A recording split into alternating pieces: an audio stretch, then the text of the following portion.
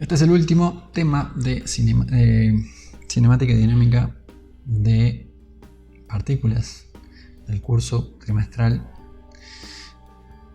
y se llama así, ¿no? Cinemática del cuerpo rígido. ¿Sí? Luego la materia que sigue pues tiene el nombre de dinámica del cuerpo rígido. Dinámica es lo que le sigue a la cinemática, ¿no? Primero se estudia cinemática, luego dinámica. Entonces primero cinemática del cuerpo rígido y luego pues haremos dinámica del cuerpo rígido. Bien, para eso, bueno, pues nada, vamos a empezar con el tema. Cinemática del cuerpo rígido, pues. Dice, cuerpo rígido, ¿qué es? Es un modelo de cuerpo, es un modelo, ¿sí? ¿Por qué? Porque el rígido es un modelo, ¿no? O sea, rígidos no existen, ¿sí? Cualquier cosa no es rígida. Dice así, es un modelo de cuerpo el cual no sufre deformaciones, no es posible estirarlo, torcerlo, aplastarlo, ¿sí? No se puede deformar. Otra vez, entonces volviendo a la realidad, esto es un modelo, quiere decir que es una aproximación útil de la realidad. No existe ninguna cosa que no se pueda deformar. No existe. Entonces, bueno, dado que tenemos este rígido, digamos que es esta aguja, este cuerpo rígido que vamos a estudiar, entonces podemos definir la posición, la velocidad y la aceleración angular del cuerpo rígido, es decir, de la aguja. Vamos a suponer que esta aguja está atada de alguna forma a este punto. ¿Sí? Este punto le vamos a llamar eje. Eje fijo, es un eje o es un eje fijo perpendicular al plano XY y que ata al punto, a este extremo de la aguja, al plano XY. Este punto entonces no puede moverse, ¿sí? Pero sí puede girar sobre sí mismo, de tal forma que permita que la aguja se pueda desplazar, girar para un lado, para el otro, para donde sea, ¿sí? Pero no se puede desplazar. Bien.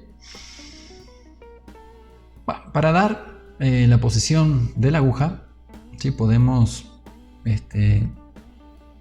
definir el punto P. El punto P sería donde termina la aguja, ¿no? El comienzo de la aguja está aquí, está clavada en el eje O, y donde termina, pues podemos definir a un punto, este punto que está aquí, P. ¿Sí? El punto P, a su vez, en el plano XY, pues también lo podemos dar en términos de sus componentes X e Y. ¿Sí? Si tenemos las componentes X y la componente Y del punto P, pues entonces queda definido dónde se encuentra la aguja, ¿no? En este caso. Bien. Pero como es una aguja y es rígida, hay un vínculo entre X e Y, ¿sí? X e Y van a tener que cumplir con que X al cuadrado más Y al cuadrado, ¿sí? X e Y, no cualquier punto del plano va a servir para definir el punto P, ¿sí? X cuadrado más Y cuadrado raíz tendrá que ser igual a la longitud de la aguja, ¿no? L, ¿sí? Es decir, este punto de aquí no puede ser P, no puede estar aquí, no puede estar aquí, porque para estar aquí se tiene que estirar la aguja, ¿no? Se tiene que estirar el cuerpo rígido de aquí a cortar, y ninguna de esas dos cosas puede pasar porque el cuerpo es rígido, ¿sí? Entonces, si bien es posible hacer esto y definir el punto P por las variables X e Y, es más práctico, es más útil, es más fácil definir el ángulo θ. ¿Quién es θ? Pues θ es este ángulo de siempre, ¿sí? θ crece desde el eje de las X, así, de forma antihoraria, como siempre.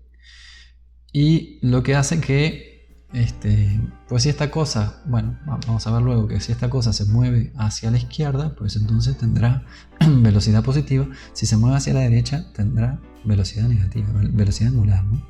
Bueno, pero todavía no llegamos ahí. Vamos con la posición angular. Esto, θ, se conoce entonces como posición angular. Posición. Bueno, lo que aquí dice, posición angular. Vamos a ponerlo. Es que es difícil escribir con esto. Posición angular. Bueno, a ver, me quedó precioso. Posición angular. Listo. ¿Y qué más? Podemos utilizar las componentes X e Y. Ya dijimos eso. ¿Sí? El punto P puede ser función de X, Y o puede ser función únicamente de θ. θ además viene dado, ¿sí?, en radianes, ¿sí? No usamos grados aquí, usamos θ en radianes. Y ahora verán por qué. ¿sí? Es conveniente usarlo en radianes. Y así queda, ¿no? En radianes. Positivo por encima de aquí, no sé qué, el ángulo se mide en radianes, sí, y no en grados. Va. Entonces, ¿qué? ¿Por qué en radianes? Bueno, aquí viene la definición de radian. El radian es conveniente porque cumple con esta relación, ¿no? Es la definición, esta es la definición de radian, ¿sí? 3 rayitas para definición. Es el arco dividido el radio. El arco es esta distancia, en este caso, que le corresponde a este ángulo, ¿sí? Hay una correspondencia entre el ángulo y el arco barrido, dado ese ángulo y dado R, ¿sí? Teta en radianes es el arco que se mide en metros dividido el radio que se mide en metros y proporciona una cantidad que es en realidad adimensional, pero que le llamamos radianes y listo, ¿no? Entonces el radian, pues un radian es esto, ¿no? Un radian es aquel ángulo que hace que el radio de aquí hasta acá sea igual en distancia, en longitud, que el arco, ¿no? Cuando el arco mide lo mismo que el radio, entonces tenemos a un radian, ¿sí? En este caso aquí tenemos pi sobre 2 radianes. ¿Por qué? Y bueno, podemos poner que el arco S aquí, el arco S es igual a un cuarto de la circunferencia. La circunferencia es 2pi r, lo dividimos entre 4 y esto es igual a pi medios por r. Y si ahora dividimos s, pi medios por r, s, lo dividimos entre r, obtenemos el ángulo en radianes. ¿Y cuánto es el ángulo en radianes que le corresponde al arco que es un cuarto de la circunferencia? Pues pi medios, ¿no? Teta, ¿sí? Cuando hacemos s dividido r, hacemos s dividido r y obtenemos pi medios. Y pi medios es el ángulo que corresponde a este arco. Y así para pi, para cualquier fracción de pi, ¿sí? Para cualquier número. Además, teta por r es igual a s. Teta por r es igual a s, que sale obviamente de esta igualdad, ¿no? Simplemente pasamos la r que pasa multiplicando a teta y eso nos queda igual a s. Y esto va a ser útil, ¿sí? Eso es útil y por eso es útil utilizar a teta en radianes. Se trata de una cantidad dimensional. Sí, ya lo dijimos, el radian es el ángulo, un radian equivale a 57.3 grados. Muy bien. Listo, entonces, ahora que ya sabemos qué es la posición angular, es el ángulo teta medido en radianes desde el eje X hacia arriba, entonces podemos definir la velocidad angular. La velocidad angular, para hablar de velocidad angular, tendremos que tener diferentes posiciones de la aguja, ¿no? Aquí tenemos la aguja en el tiempo 1 y la aguja en el tiempo 2, cada una con una posición angular diferente. Esta tiene posición angular θ 1, esta tiene posición angular θ 2. La velocidad angular media, ¿sí? Y ahora vamos a seguir los pasos que hemos seguido siempre, es decir, siempre no, los pasos que hemos seguido en la sección de cinemática de una partícula, cinemática a secas, cinemática, ahí dice cinemática. ¿Qué hacíamos con cinemática? Lo primero que hicimos fue definir la posición, básicamente x, o en términos de vectores r, ¿sí? Que tenía 3 componentes, x y z. Y luego que tuvimos definida x, definimos el desplazamiento, el delta x. Y aquí lo mismo, podemos decir que esto es el desplazamiento angular. Y después que tuvimos el desplazamiento, ¿qué hicimos? Calculamos el desplazamiento por unidad de tiempo. Dividimos el desplazamiento entre el delta t y así definimos a una cantidad que es muy útil, que es la componente en x de la velocidad media. Y ahora vamos a lo mismo. Seguimos el mismo camino y decimos, bueno, cambio de posición angular es que el desplazamiento angular, a esto le podemos llamar desplazamiento angular. El delta t sigue siendo el delta t, es lo mismo, es el tiempo elapsado, el tiempo que transcurre entre una posición y la otra posición, ¿sí? Este delta teta, es θ2 menos θ1 o θ final menos θ inicial, como quieran ponerlo, ¿no? θ2 menos θ1 en este caso. θ2 y θ1 resta, da el delta teta que a su vez este θ2 corresponde a este tiempo 2 y este θ1 a este tiempo 1, ¿no? Y la diferencia entre estas dos cantidades siempre es positiva, ¿no? El delta t será siempre mayor que 0, el delta θ no necesariamente, ¿no? θ1 puede ser más chico o más grande que θ2, ¿vale? Entonces esta cosa de aquí, omega z media, se define de forma análoga, es una palabra que vamos a usar bastante seguido, análogo, de forma análoga, quiere decir similar, a cómo definimos esta cantidad, ¿no? La velocidad, la componente en x de la velocidad media. Esto es omega z media. El sub z aquí obedece a que, vamos a borrar un poquito, sub z obedece a que θ es alrededor del eje z, ¿sale? El eje z, a lo largo del eje z se encuentra el eje, y esto lo que me está diciendo es cómo está girando la cosa que estamos estudiando, la aguja, en torno al eje z. Bien. La velocidad angular instantánea era así como la velocidad instantánea en x era igual al límite de delta x sobre delta t cuando delta t tendía a 0, pues ahora es lo mismo. Es el límite de delta t tendiendo a 0 de lo que va aquí adentro, que es la velocidad z media. Ok, omega angular, la velocidad angular media. Ponemos aquí la velocidad angular media, hacemos el límite para el intervalo de tiempo tendiendo a 0 y obtenemos la velocidad angular instantánea. Que a su vez es el cambio de la posición angular con respecto al tiempo. ¿Sí? Muy bien. Déjame pensar. ¿Qué más? Bueno, muy bien. Listo. Las unidades que utilizamos para describir a omega z media o instantánea son esto que va acá arriba, está en radianes, y lo que va está abajo, segundos, ¿no? Radianes por segundo. Vale.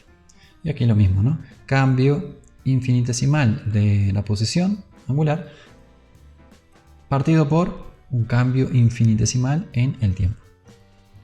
Radian por segundo.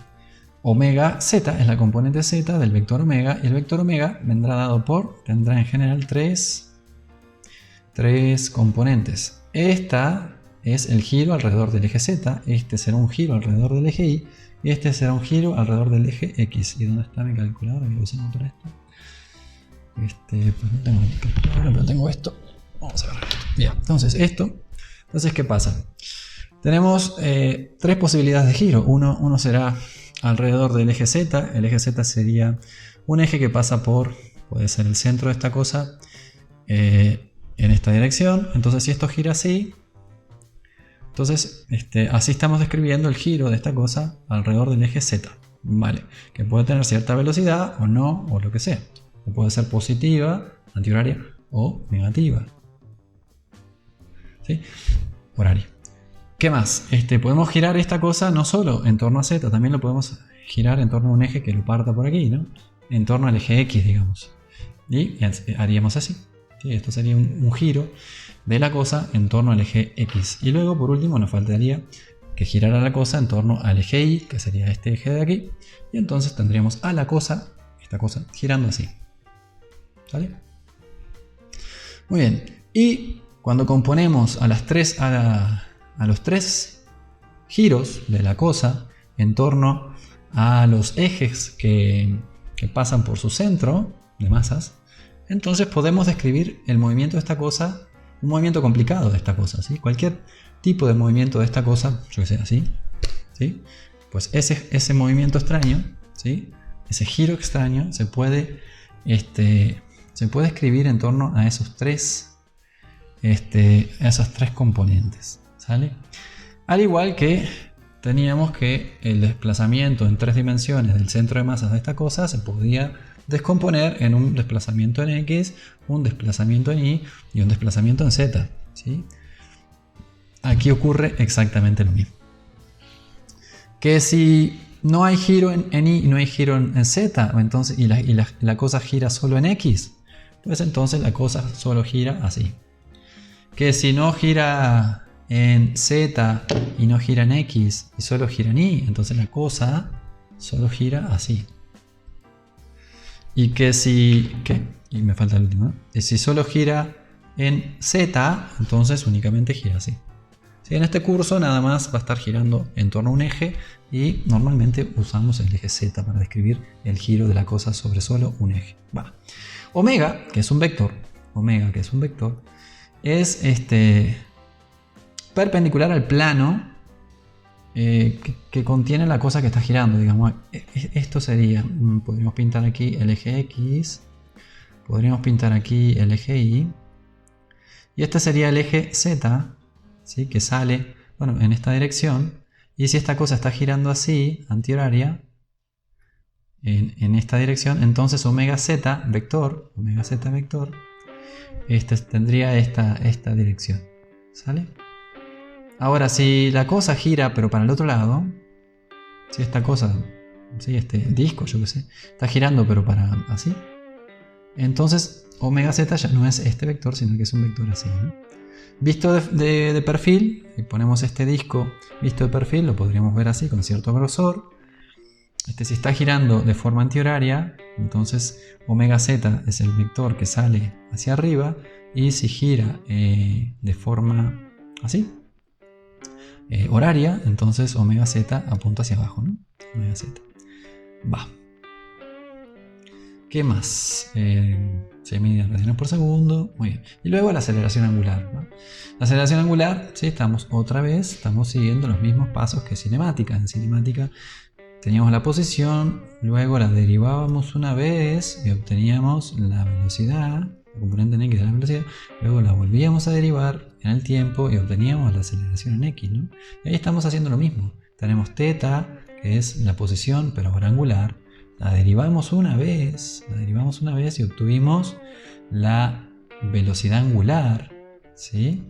Es esto de aquí, la derivamos una vez, esta es la derivada de la posición angular y obtuvimos la velocidad angular. Y ahora adivinen qué va a pasar cuando lo derivemos una segunda vez en el tiempo. Lo que vamos a obtener es la aceleración angular, ¿sí? En torno al eje Z, ¿vale? Esto sería en torno al eje Z. Ok, bien, entonces... Pero antes de hacer la derivada vamos a hacer el cambio finito, ¿no? El cambio finito es este de aquí. Es el cambio de la velocidad en términos del tiempo.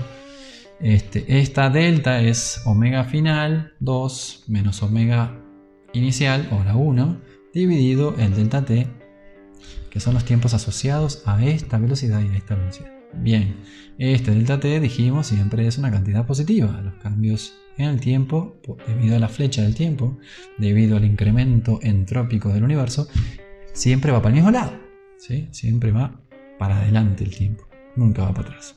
Entonces, esta es la aceleración media, y la aceleración instantánea será poner esto adentro del límite y calcular el límite para delta t tendiendo a 0. Lo hacemos y obtenemos entonces el cambio de la velocidad instantánea con respecto al tiempo, o, lo que es lo mismo, el cambio del cambio de la posición con respecto al tiempo. El cambio del cambio es la derivada segunda, el cambio es la primera derivada. Que si hacemos esto en z, pues obtenemos alfa sub z. Que si hacemos esto en torno a un eje que pasa por el eje Y, pues entonces obtenemos alfa sub Y. Y si lo hacemos en torno al eje X, pues entonces obtenemos alfa X. Con lo cual podremos definir el vector alfa, que es el vector aceleración angular, y que tiene esta forma de aquí, donde cada una de las componentes se multiplican por los versores correspondientes. Alfa se mide en, como aquí se ve, en esto, que son radianes por segundo, partido por segundos. Es decir, en radianes, bueno, por segundo al cuadrado. Ok. Bien. ¿Y ahora qué? ¿Cómo seguía el cuento que hicimos hace mucho cuando empezó el curso? Pues el cuento venía de que primero definíamos la posición, con lo cual la derivábamos y obteníamos la velocidad, y con lo cual lo derivábamos y obteníamos la aceleración. ¿Sí? Esto en general. Que también habíamos comentado por ahí de que si hacíamos el proceso inverso podíamos pasar de la aceleración a la velocidad y a la posición. ¿Sí? Y una vez que teníamos definido lo que era la posición, la velocidad y la aceleración, ¿sí? Lo que íbamos a hacer era empezar a estudiar tipos particulares de movimiento. ¿Sí? ¿Y cuáles estudiamos? Estudiamos el movimiento rectilíneo y uniforme. Y luego el movimiento rectilíneo uniformemente acelerado.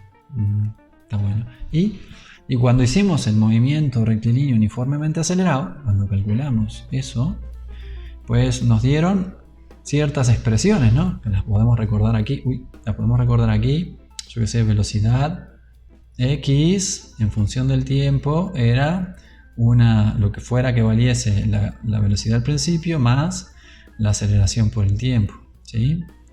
Y otra que era del movimiento rectilíneo uniformemente acelerado era que la posición en función del tiempo la podíamos escribir en función de una componente inicial más la velocidad inicial por el tiempo más la aceleración por el tiempo al cuadrado sobre 2. Estas expresiones, además, bueno, y había otra más, ¿no? Por ahí decía que Vx cuadrada igual a V, ¿no? Velocidad para el tiempo t que correspondía a cierta x al cuadrado igual a la velocidad que tuvimos al principio más 2 veces la aceleración en x por x menos x sub 0.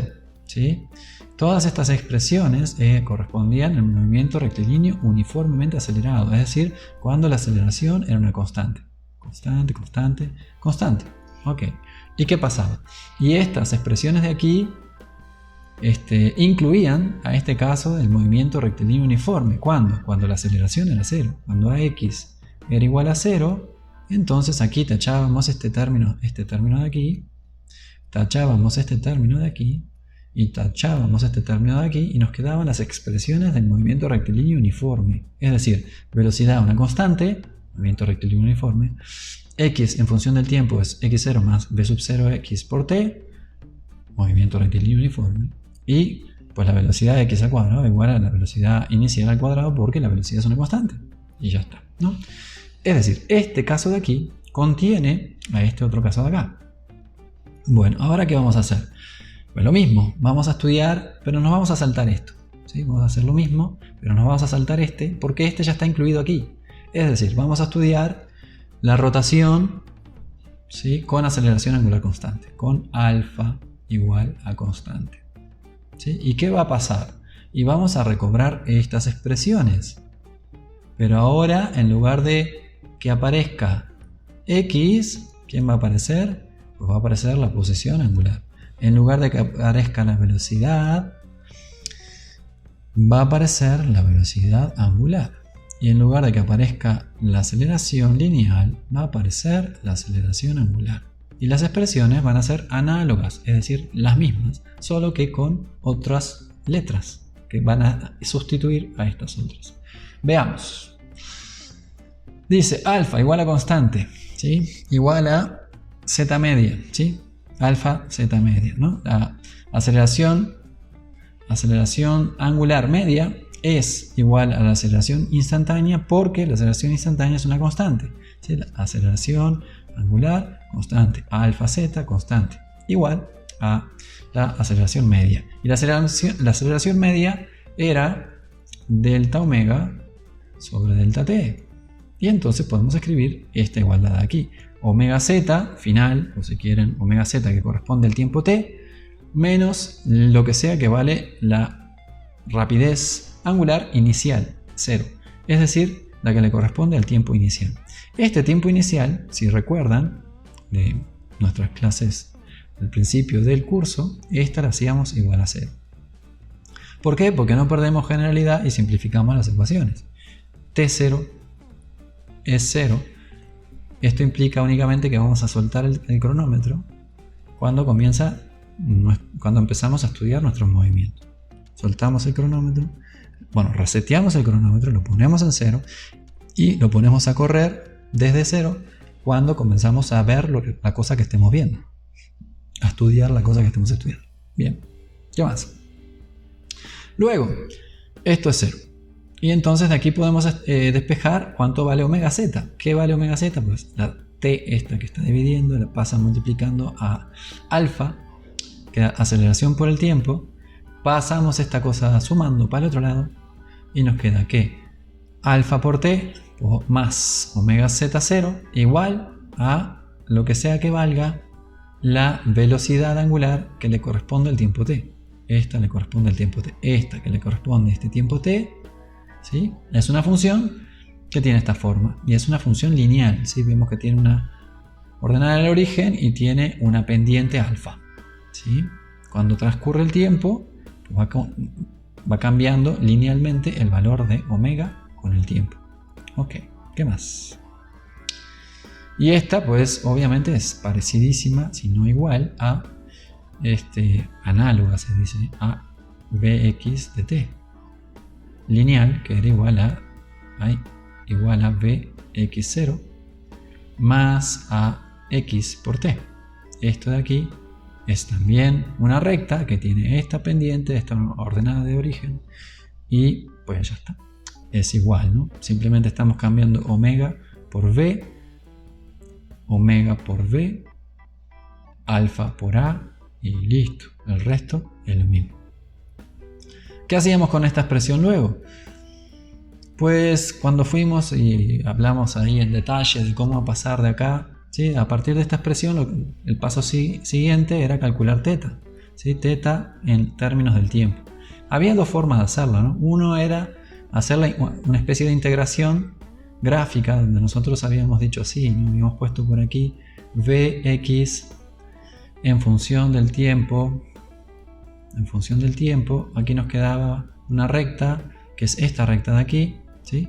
Y que podíamos descomponer. Este es el tiempo t, esto de aquí era ax por el tiempo, esto de aquí era vx0, ¿sí? Este rectángulo de aquí, esta área de aquí, era vx0 por el tiempo. Esta otra área de aquí era un triángulo, tenía este lado que valía t, este lado que era ax por t, nos quedaba que el rectángulo valía, el área del rectángulo, ax por t cuadrado, y el área del triángulo ax por t cuadrado sobre 2, y decíamos allá que todo esto correspondía a delta x, y era una forma de aquí sacar la expresión x en términos del tiempo, ¿sí? Y era integrar la ecuación que teníamos para la velocidad, y esto está bien. Un camino más rápido, más corto, es este de aquí. También habíamos dicho, lo habíamos hecho, habíamos dicho que la velocidad, en el caso de que la aceleración lineal fuera constante, la podíamos escribir como la velocidad x media igual a la velocidad x final más la velocidad x inicial, todo dividido 2, o sea, el promedio de las velocidades inicial y final eran la velocidad media. Vale, esto se cumple solo si es aceleración constante. Bueno, y aquí vamos a usar esta misma, pero para omega, ¿no? Omega media igual a la suma de la velocidad inicial más la velocidad final angular dividido 2, ¿no? Es el promedio de los valores a los extremos. Bien. Entonces luego pues vamos a sustituir este valor aquí. Y bueno, al hacerlo nos queda esto de aquí. Esto es omega z0 más alfa z por t, que es lo que tenemos escrito aquí, más omega z0, que es lo que veníamos escribiendo aquí. Todo eso dividido 2, y eso debe ser igual a la definición de omega z media, que es delta teta sobre delta t. Y delta teta sobre delta t lo tenemos escrito aquí. Teta, que corresponde al tiempo t, menos teta 0, que corresponde al tiempo t0. Este cociente tiene que ser igual a la omega media. Bien, vamos a borrar un poquito. ¿Y luego qué? Y luego despejamos, esto es, bueno, este es 0, ¿no? Dijimos aquí que esto valía 0. Esto vale 0. Esto entonces pasa multiplicando aquí.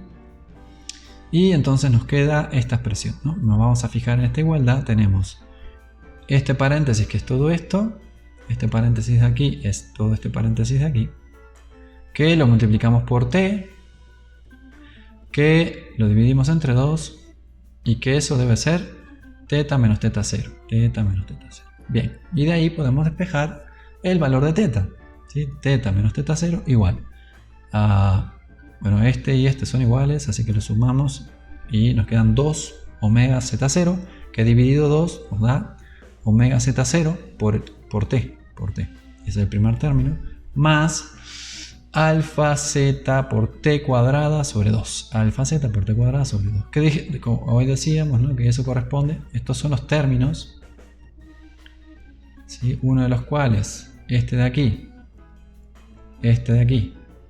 corresponde al rectángulo, este de acá, porque esto era omega z0. Esto es omega de z. Esto es t. Esto es omega z0 por t, es el rectángulo, y el triángulo de aquí es un medio de la base por la altura sobre 2, un medio de alfa z por t, que es la altura, por t, que es la base, sobre 2. ¿Sí? Entonces este es el área de esta cosa es un medio de az t cuadrado, y lo que viene aquí. Va. Bien, ¿y qué más? Y θ de t entonces tiene esta forma. Simplemente, ¿de dónde salió? Bueno, de pasar esto, ¿no? Esto lo pasamos sumando para el otro lado. Aquí. Y nos queda escrito que θ es igual a θ0 más bla bla bla. Y eso es lo que estamos escribiendo aquí. ¿Y esta a quién es análoga? A la ecuación x de t igual a x sub 0 más bx sub 0 por el tiempo más más un medio de la aceleración en x por el tiempo al cuadrado. ¿Sí? Ok, bueno, más o menos. Esta y esta son análogas, son básicamente la misma ecuación con otros nombres. Al tiempo t igual a 0, al tiempo t0 le corresponde θ0 y le corresponde omega z0. ¿Sí? Esto es la velocidad angular evaluada en el tiempo 0 y esto es la posición angular evaluada en el tiempo 0. También es posible deducir una expresión para la velocidad angular independiente del tiempo. Pues sí, podemos deducir esta a partir de las otras, simplemente reordenando las ecuaciones de forma análoga a cómo habíamos obtenido esto a partir de las otras dos ecuaciones. ¿Sí? Si esto es cierto, ¿sí? Entonces sustituimos v por omega, alfa por a, bueno, a por alfa, sustituimos a por alfa, y x por θ, y entonces obtenemos esta ecuación. ¿Sí? Listo. Bueno, entonces cantidades lineales y angulares, vemos que hay una correspondencia, ¿no? A este lado izquierda tenemos lo lineal. A la derecha de la raya roja tenemos lo angular. Decimos que a x le corresponde la posición angular, θz. A bx le corresponde omega z. A ax le corresponde alfa z. ¿Sí? ¿Qué más? Y luego es cuestión de sustituir en estas expresiones que ya sabíamos que funcionaban para el movimiento rectilíneo uniformemente acelerado. ¿Sí? Si tenemos un movimiento que es rectilíneo y además está uniformemente acelerado, entonces estas ecuaciones son válidas. Y entonces es cuestión de sustituir en ellas una cosa por otra, ¿no? Y listo, ¿no? Donde tenemos x aparece θ, donde tenemos b aparece omega, y donde tenemos a aparece alfa, y el resto todo igual. Listo. Bueno, entonces tenemos los análogos, las ecuaciones angulares análogas a las ecuaciones lineales, que son estas ecuaciones de aquí, esta y esta. Si sabemos esto y no lo sabemos de memoria, pues podemos hacer uso de eso, ya no necesitamos memorizar más nada más tenemos que acordarnos de que si tenemos la posición lineal, pues la tenemos que sustituir por la posición angular, la velocidad lineal por la velocidad angular y la aceleración lineal por la aceleración angular, y podremos escribir estas ecuaciones fácilmente. Bien, ¿qué más?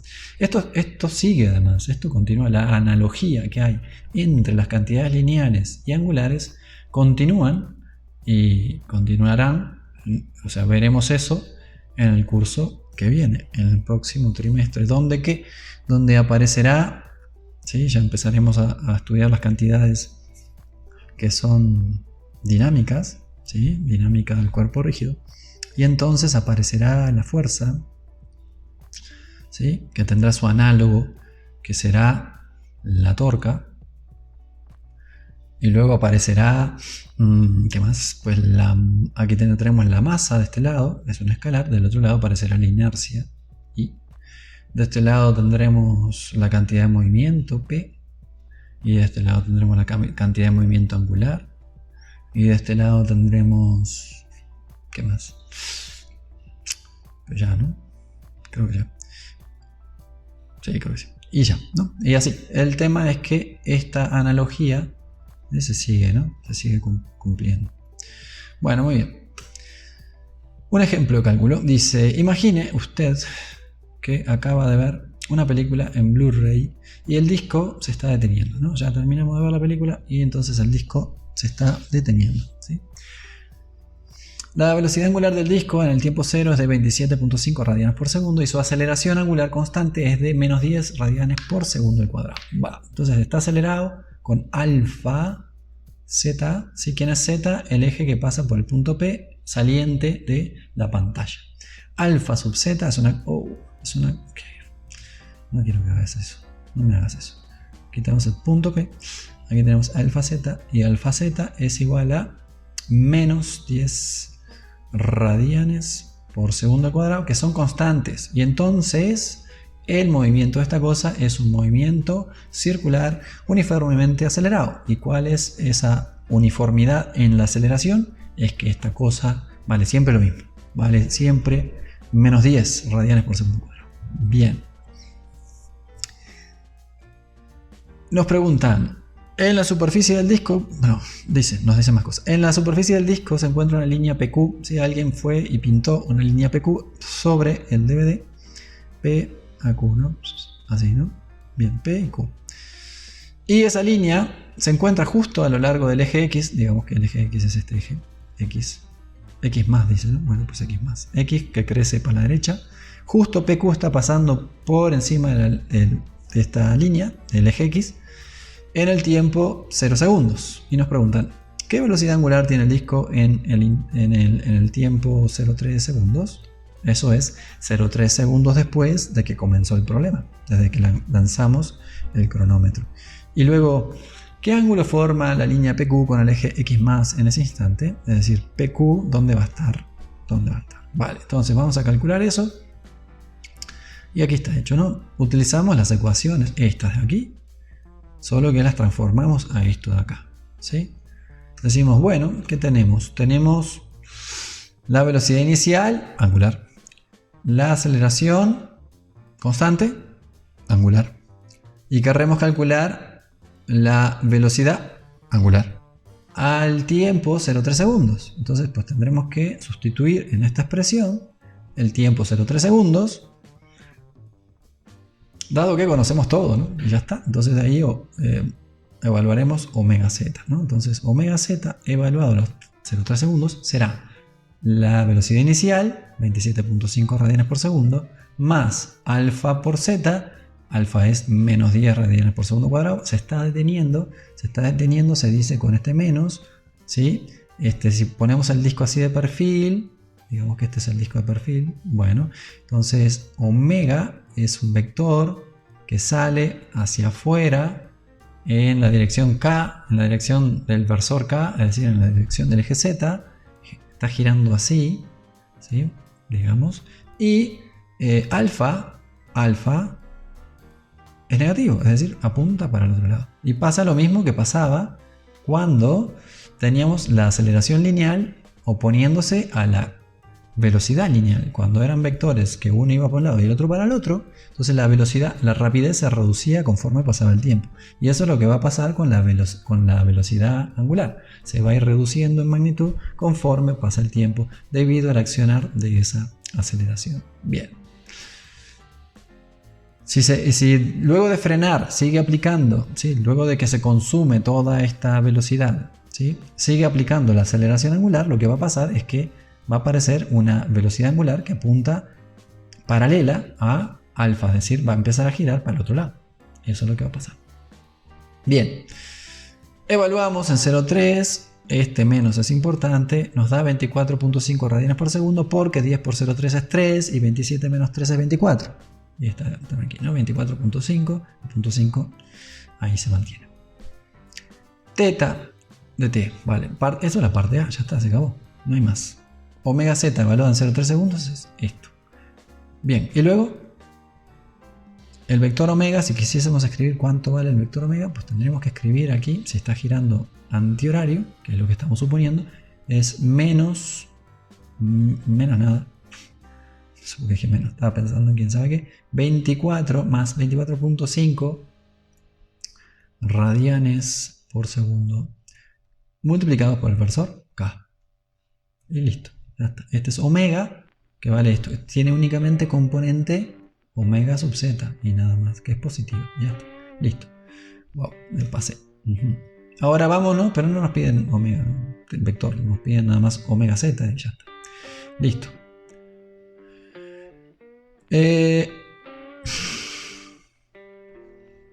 Luego nos preguntan ¿qué ángulo forma la línea PQ con el eje X en ese instante PQ?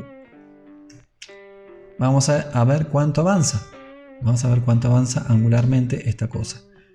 La expresión general es para un movimiento un movimiento circular uniformemente acelerado, es esta de aquí, ¿no? Teta sub 0 más omega z sub 0 por t más un medio de la aceleración angular por el tiempo al cuadrado. Vale, evaluamos esta expresión en otra vez 0,3 segundos. 0,3 segundos. Teta sub 0 es 0, ¿por qué? Porque la línea PQ justo está pasando por encima del eje X más en ese instante.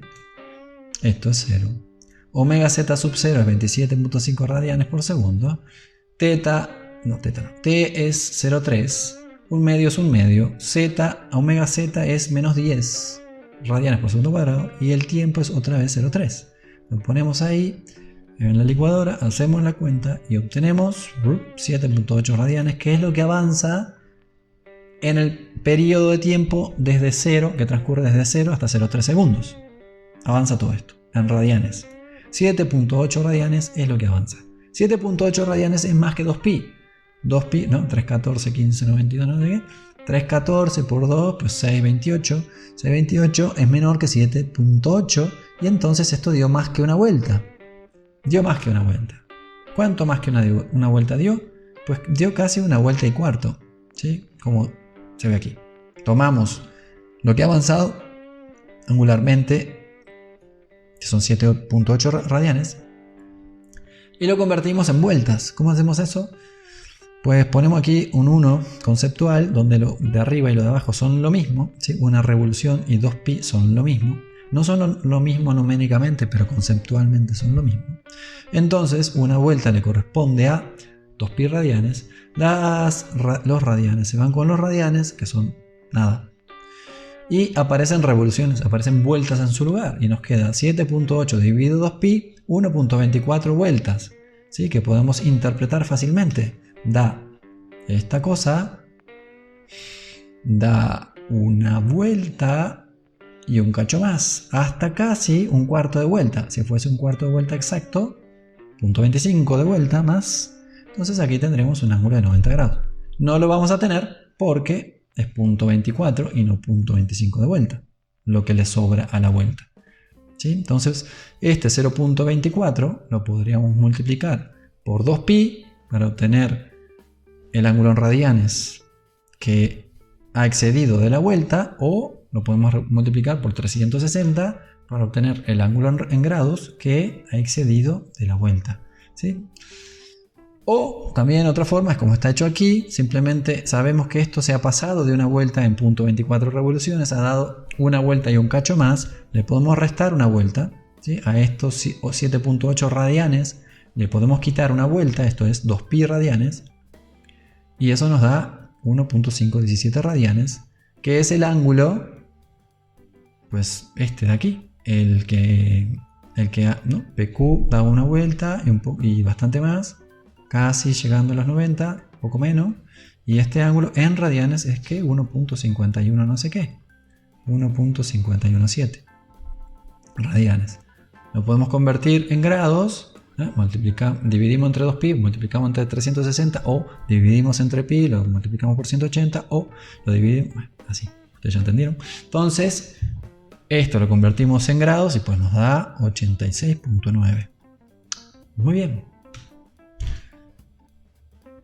Casi terminamos. Relación entre cinemática lineal y angular. ¿Sí? Hay un vínculo entre la cinemática lineal y angular para las cosas que giran. Y veremos cuál es. Tenemos un cuerpo rígido. Otra vez, un cuerpo rígido que está girando. Puede ser una aguja, pero puede ser también un disco. O puede ser cualquier otra cosa que está girando. ¿Sí? Cualquier cosa que está girando. ¿Sí? Puede ser la Tierra. Pero mejor una cosa plana para que faciliten las cosas. Porque lo estamos estudiando todo en 2 dimensiones. Entonces, tenemos un cuerpo rígido, digamos un disco. Que es bastante chato. Tiene 3 dimensiones también un disco, pero bueno, vamos a imaginarnos que tiene 2 nada más. Entonces el disco está girando en torno al eje que pasa por su centro. Este de aquí. ¿Qué pasa con un punto P de la periferia del disco? Pues nada, le da la vuelta aquí, ¿no? Yo qué sé. ¿Y qué pasa con un punto que está por acá? Pues es lo mismo, le va a dar la vuelta también, ¿no? A ver, bueno, más o menos. Bien, ¿cuánto demora este punto P en dar la vuelta completa? Por definición, demora t. T es el periodo, es lo que demora este punto en dar toda la vuelta y volver a su posición original con su velocidad inicial, todo igual, ¿no? Sí, estamos suponiendo que omega es constante, omega 0 es constante, ¿no? Entonces, t. T es lo que demora en dar toda la vuelta. Bien, ¿y este punto? Pues demora lo mismo. ¿Por qué? Porque el cuerpo es rígido, no se deforma. Si este punto demora t en dar la vuelta, este punto, cuando este le haya dado toda la vuelta, este también le habrá dado toda la vuelta, ¿sí? Y este otro punto, pues también le habrá dado toda la vuelta cuando haya transcurrido t. Y si transcurren 2t, pues este habrá dado 2 vueltas, este habrá dado 2 vueltas y este también 2 vueltas. ¿Sí? T, recordando, t era 2pi radianes sobre omega. ¿Sí? Esto se mide en radianes, 2pi radianes. Y esto también en radianes por segundo, ¿no?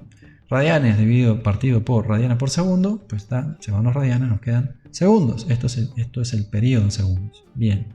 O dicho de otra forma, omega igual 2pi sobre t. Es el ángulo barrido, 2pi, toda la vuelta, dividido lo que demora, t.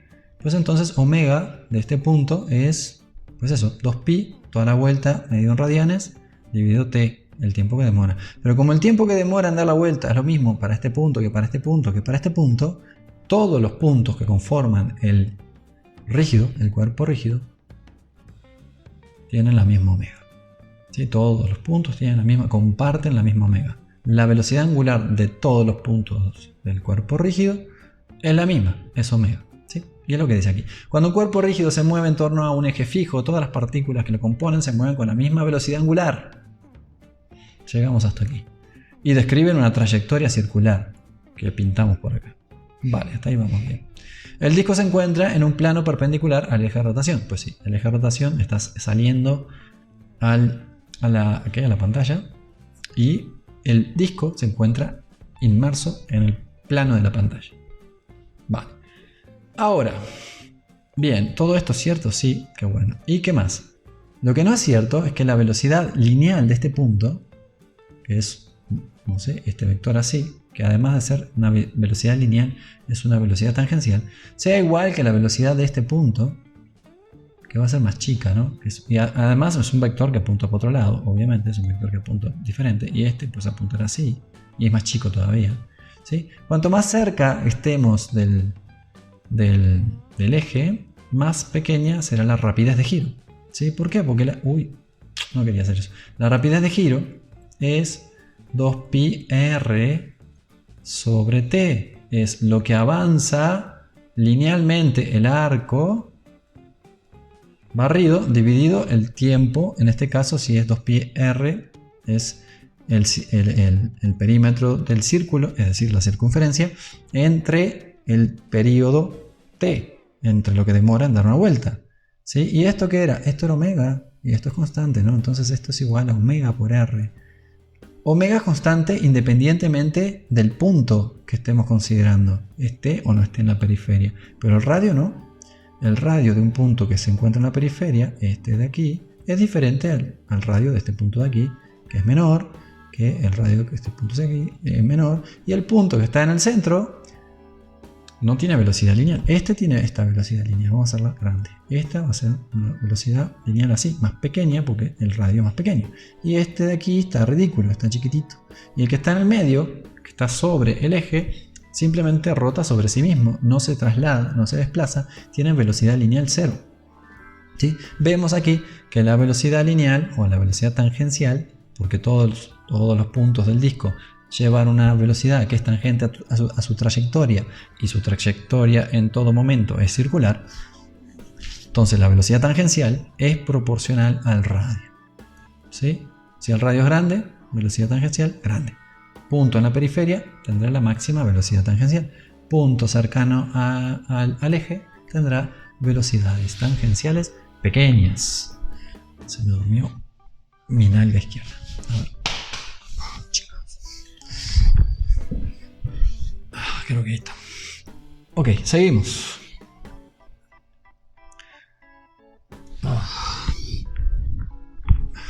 Qué feo. Se me mete la pierna. Ok, bueno. Listo, creo que ya quedó. Más o menos. Dice. Me extraje un poquito. Esto otra vez. Esto que era, vamos a recordar. Esto es el arco como función del ángulo que va en radianes. ¿Sí? Va. Lo vimos aquí, ¿no? Lo vimos aquí. Dijimos que íbamos a usar esto, ¿no? Esto que era teta, esto es una definición. Teta definido en radianes, S sobre R, lo que implica que teta por R es S. Y eso es lo que estamos copiando y pegando acá, ¿no? Teta por R.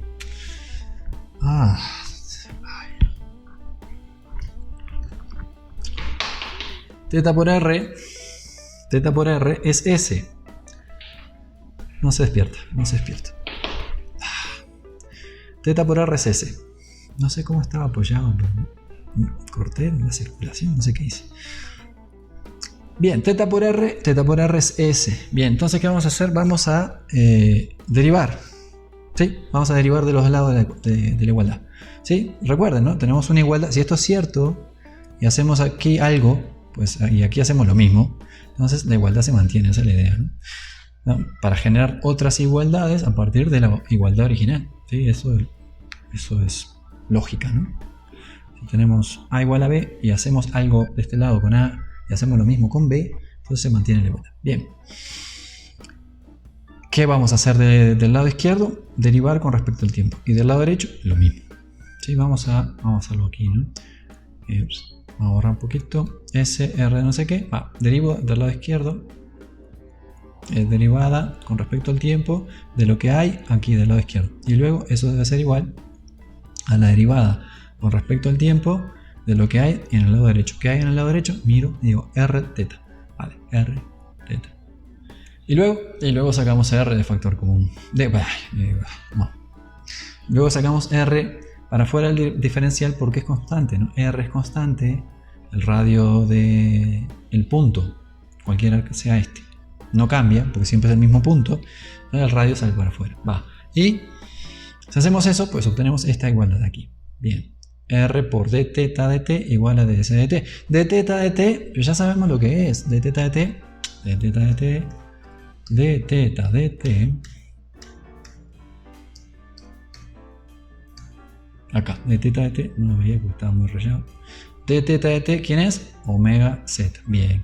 ¿Qué es omega z? La velocidad angular. Esto es la velocidad angular. Esto de aquí es omega z.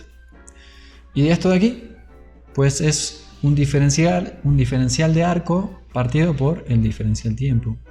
Un diferencial de arco puede ser este cachito de arco así chiquitito. dividido el tiempo que demora en este punto en caminar este cachito de arco. Cuando el cachito de arco es muy pequeñito, es tangente a la trayectoria, ¿sí? Es tangente a la trayectoria. Entonces esto de aquí es una velocidad lineal, porque es el cambio de una cantidad que se mide en metros por una cosa que se mide en segundos. Esto es la velocidad lineal, pero además es la velocidad tangencial. ¿Por qué? Porque S es tangente a la trayectoria. Bien, entonces tenemos que la velocidad tangencial, o V, en la rapidez de cambio del arco, o lo mismo, velocidad tangencial, la velocidad lineal, que es tangencial. Y eso nos queda que la velocidad entonces, de este lado, ¿no? Velocidad tangencial, igual, ¿sí? En magnitud, ¿no? Igual a la rapidez por omega z. ¿Sale? R por omega z. Bien, y eso es lo que escribimos aquí. V igual a R por omega. V igual a R por omega. ¿Dónde está velocidad R? ¿Dónde me pongo que no moleste? Aquí molesto, no me sé. Vamos a ponernos aquí por ahora. Esta velocidad es velocidad tangencial. Esta R es el radio de la cosa que estamos estudiando, si el punto está sobre la periferia. Y omega es la velocidad de giro angular. ¿Sí? Ya está. Esta es la rapidez angular. Esta es la rapidez angular. Bien. Y luego podemos volver a hacer lo mismo. Es decir, volver a derivar esto. ¿Sí? Vamos para atrás. Vamos a ver. Hicimos esto, ¿no? Teníamos esta igualdad. Voy a escribirla aquí. S igual a R teta.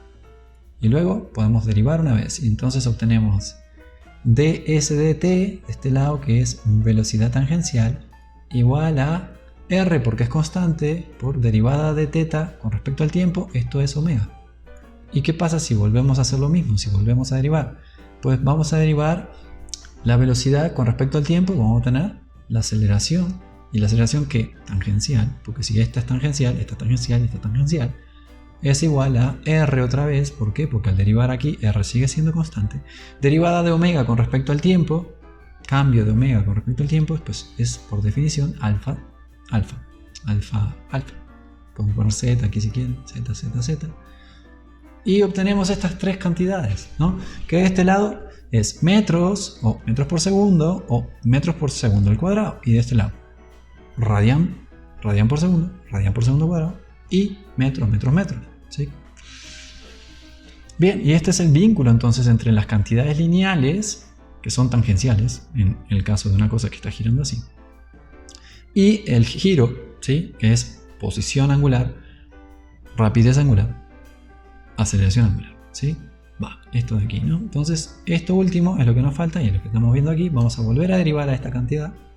La hacemos, obtenemos la aceleración tangencial del lado izquierdo, que es la derivada de la velocidad tangencial con respecto al tiempo, y eso es igual a R, que sale para afuera de la derivada, por la derivada de omega con respecto al tiempo, que es alfa, R por alfa. Entonces la aceleración tangencial es R por alfa. Bueno, muy bien. Ahora tenemos una aceleración tangencial que dice que es eso. La aceleración tangencial, ¿qué es? Pues una cosa así, ¿no? Si esta es la velocidad tangencial, pues la aceleración tangencial, si esta cosa va cambiando, va acelerando, cada vez se mueve más rápido angularmente, entonces habrá una aceleración tangencial que apunte en la misma dirección que la velocidad tangencial, ¿sí? Así como está pintado aquí.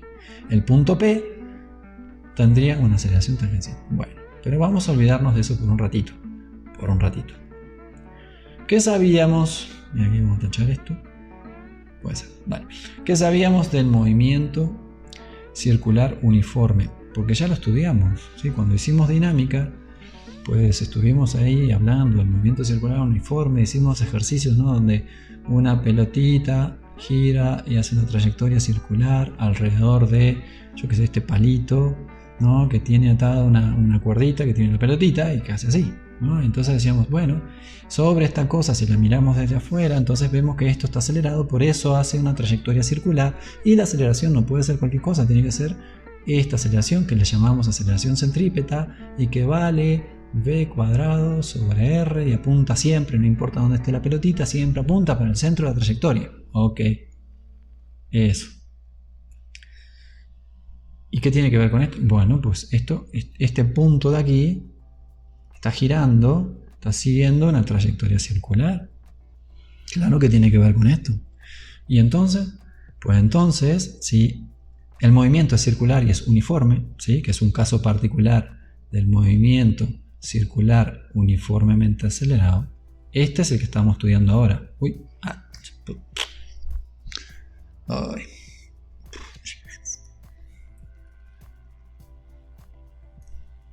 No me lo puedo pasar porque si me paso se sale. Acá. Entonces, esto, ¿no? ¿Qué dijimos? Movimiento circular uniforme. Y aquí movimiento circular uniformemente acelerado. Este es el que estamos estudiando ahorita. Pero si ponemos alfa 0, recobramos este, ¿no? Ya lo dijimos. Si ponemos alfa igual a 0, alfa 0, recobramos este.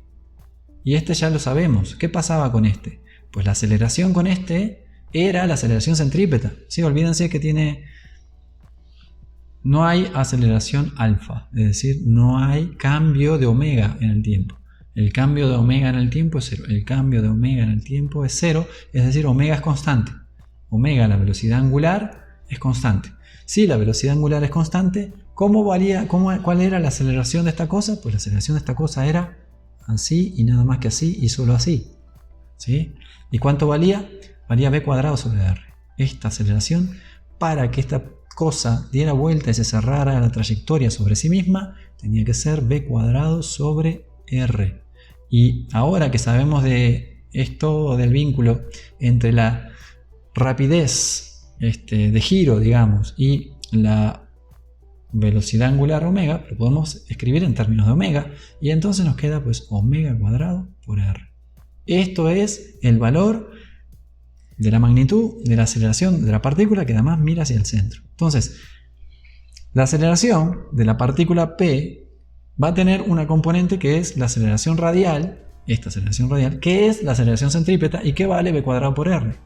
V cuadrado por r. O omega cuadrado r. ¿Sí? Cualquiera lado. Y eso va porque va. Aceleración radial igual a v cuadrado sobre r por el versor r por un menos adelante, indicando que es centrípeta, que apunta hacia el centro de la trayectoria. O lo mismo es decir, menos r omega cuadrado, que es lo mismo que v cuadrado sobre r, por r versor. Y luego, pues lo que vamos a agregar ahora es esta parte de aquí. Vamos a quitar esta restricción, que ya alfa no sea 0, que alfa valga lo que tenga que valer, lo que sea. ¿Sí? Alfa que era el cambio de omega en el tiempo. ¿Es ahora un movimiento circular uniforme? No, ahora es un movimiento circular uniformemente acelerado. Esta cosa, el disco, puede ser que esté partiendo del reposo y que con el tiempo vaya adquiriendo cada vez más y más y más y más omega, de tal forma que haya un cambio de omega con respecto al tiempo, y a eso le llamamos alfa. Y alfa no va a ser 0, va a ser un número que no va a ser 0. Y cuando eso pasa, entonces aparece una aceleración tangencial. ¿Que cuánto vale? R por alfa. Y es un término que se lo tenemos que agregar aquí. ¿A quién? A la aceleración vector. La aceleración vector, la aceleración total de P, cuando tenemos alfa que es diferente de 0, tiene esta expresión, donde la aceleración centrípeta no desaparece, sigue estando ahí, y vale r omega cuadrado, y siempre valdrá r omega cuadrado o v cuadrado sobre r, que es lo mismo. Y además tendrá otra componente que será alfa por r por el versor t. El versor t es perpendicular al versor r, eso ya lo vimos, ya lo comentamos en algún momento. El versor r apunta hacia el centro de la trayectoria, el versor t apunta tangente a la trayectoria y forman entre sí 90 grados.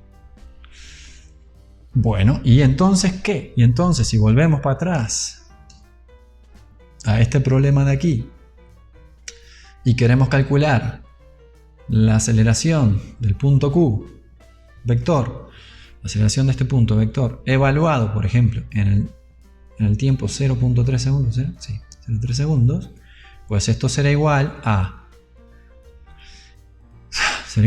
menos omega cuadrado evaluado en 0.3 segundos por R, porque entre aquí y aquí hay R, es el radio del disco compacto Blu-ray, que como ya di clases hoy, ya tuve que buscarlo y vale 6 centímetros. ¿Sí? R del compacto, no, bueno, también del disco compacto o el Blu-ray son igual de tamaño, son 6 centímetros. Es útil saber eso, ¿no? Omega evaluado en 0,3 segundos, ¿sí? Omega evaluado en 3 segundos por R, eso es la magnitud de la aceleración centrípeta por R, ¿no? Para que sea centrípeta. Y ahora le vamos a sumar menos 10, ¿no? Menos 10 radianes por segundo cuadrado, que es alfa, radianes por segundo cuadrado, esto es alfa, por R, ¿no? Por R. Y eso lo vamos a multiplicar por T, ¿sí? Y entonces esta será la aceleración vector del punto Q. Es un punto. Y como es un punto, tiene aceleración lineal. No tiene aceleración de otro tipo. Es un punto. Un punto no es un cuerpo rígido. Un cuerpo rígido no tiene aceleración angular, ¿sí? Porque no puede girar sobre sí mismo. Mejor dicho, puede girar sobre sí mismo, pero no se nota. Y es como si no girase, ¿sí? Un punto que gira y un punto que está quieto sin girar es lo mismo. Es lo mismo. Créanme, es lo mismo. Entonces, porque no tiene volumen. Entonces, ¿qué? Pues ya está. Y omega evaluado en 0,3 segundos, ¿cuánto vale? Pues hay que verlo, ¿no? Aquí estaba, ¿no? Omega evaluado en 0,3 segundos vale 24.5 radianes por segundo. Entonces agarramos la calculadora y decimos 24.5. Hacemos el cuadrado a 600.25, lo multiplicamos por 0.06, que es el radio del disco compacto, el radio de la trayectoria del punto Q.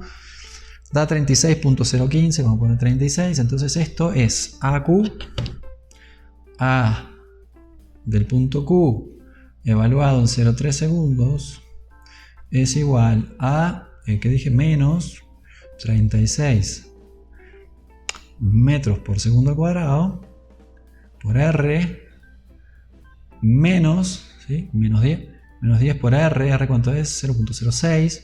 Esto es 10 por 0.06, es 0.6 metros por segundo cuadrado por versor T, ¿sí? Y ya está, ¿no? Entonces esto de aquí es un ejemplo de cálculo para la aceleración que tiene el punto Q en el instante de tiempo 0,3 segundos. Bien, listo. Entonces con esto dejamos esto. Bueno, aquí está, ¿no? Esto faltó explicar, ¿no? ¿Esto qué es? Esto es el punto P, que si tiene cierta alfa, ¿sí? Que si esta cosa está acelerando, entonces tiene una componente tangencial de la aceleración, debido a que es alfa por R, y tiene una componente centrípeta que vale b cuadrado sobre r en magnitud, y que ambas componentes forman 90 grados entre sí, y que al componer estos dos vectores pues generamos el vector aceleración, que sería este de aquí, ¿no? Este sería el vector aceleración A, que fue el que calculamos aquí, ¿no? Que fue el que calculamos recién.